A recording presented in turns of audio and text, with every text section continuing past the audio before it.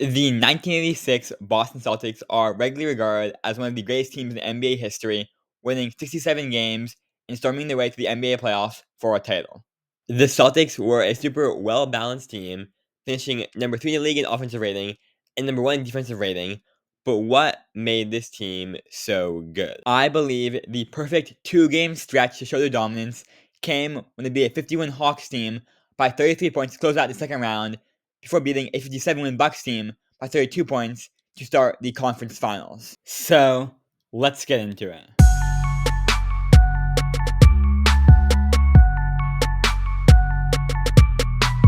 To start, one of the things that made this team great was all the fantastic off-ball actions they would run, built around Larry Bird, one of the greatest off-ball players in NBA history. And Bird's counters off ball were incredible, as on this play right here, he's coming off a double pin down, first from the big man Robert Parrish and from Danny Ainge. But on the pin down from Ainge, he sees his man is kind of overplaying it, trying to get over the screen because his man's so worried about Bird's scoring threat. So instead, Bird slips inside instead of using the screen to get open into a soft spot in the defense and draws the foul to head to the line for 2 free throws. And this one is even more subtle, as Bird and Kevin McHale are going to cross paths in the paint, which will cause the big center to switch on to Bird.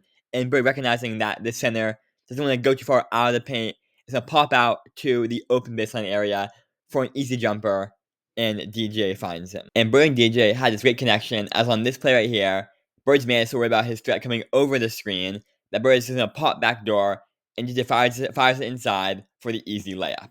Here, DJ sets the screen for Bird off ball, and the Hawks switch it, not wanting to give Bird any space for an open jumper. So now the Hawks point guard switch on to Larry, and Larry will just relentlessly move off ball, get into a position inside on the smaller guard, and draw the foul.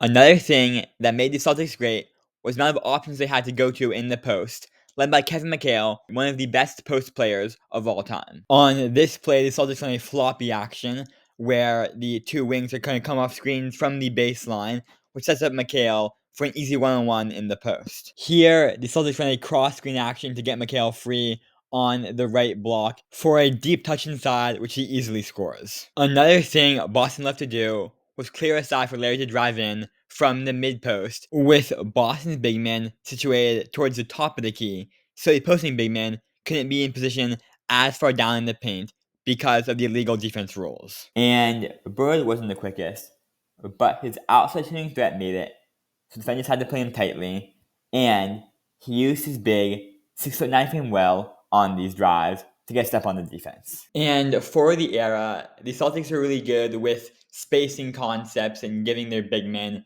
room to score. As on this play right here, they clear aside for McHale with the center Parrish spaced up top. So it's an easy one-on-one, which he scores. And one of the more underappreciated players on the Celtics was their center, the Chief Robert Parrish, who's also a great post scorer himself with a fantastic turnaround jumper. Another thing that made the Celtics great was their ability in transition. And while Boston's offense was below league average in terms of pace, that was likely due to their more methodical half-court style. But DJ, and specifically fellow guard Danny Ainge, did a great job of finding Boston's big man, running down the court in transition for easy layups.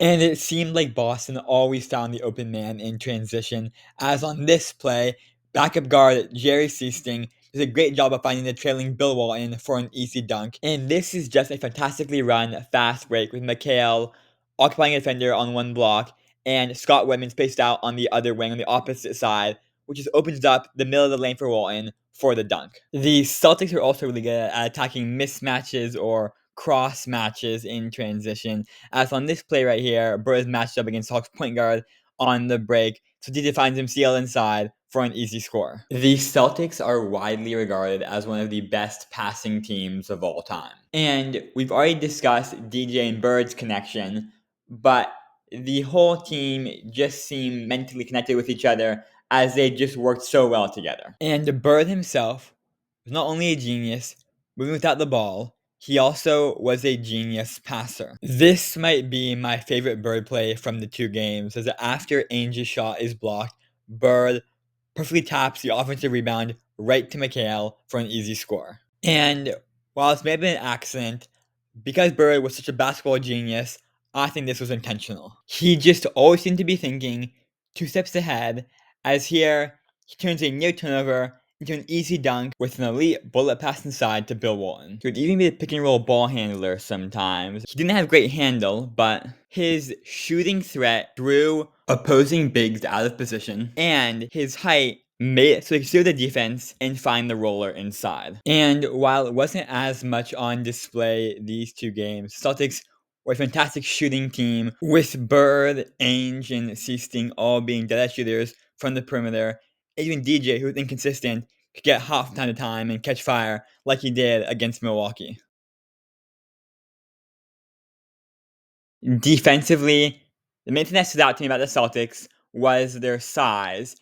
As they had 3 players 6'9" or over on the roster. Brown at 6'9", McHale at 6'10", and Parrish at 7'1". And with the lack of spacing in the 1980s, size and paint protection were the most important things for a defense to have. For example, on this play, even when the offensive player gets a slight angle on McHale, they're still met by someone Parrish inside who forces the miss. And just look how crowded paint was back then, as on this drive right here, all 5 Celtics are in the paint with the guard sinking down, which forces a pass out by the Bucks. When the next player slashes in, his driving lanes are clogged, so he's forced to take a difficult leaner. The key to Boston's defense was McHale, who was like an octopus on defense, with a wingspan listed at 8 feet long. McHale's length allowed him to cover slashers like Dominique Wilkins or Terry Cummings on the perimeter, since he could sag off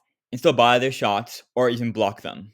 And McHale's versatility was huge because it allowed Bird to help off weaker offensive players off ball, where he could use his smarts and awareness on defense. Another thing that made the Celtics defense great was all the playmakers they had on the perimeter to complement their size inside. DJ, Bird, and Ainge all had great hands and were active in the passing lanes. This play right here is just genius, as first DJ shows his quick hands by pickpocketing Paul Pressey and delivers a beautiful behind-the-back pass to Seasting for an and-one in transition. And of course, as I outlined earlier, Boston was great at turning their steals or blocks into easy offense on the other end.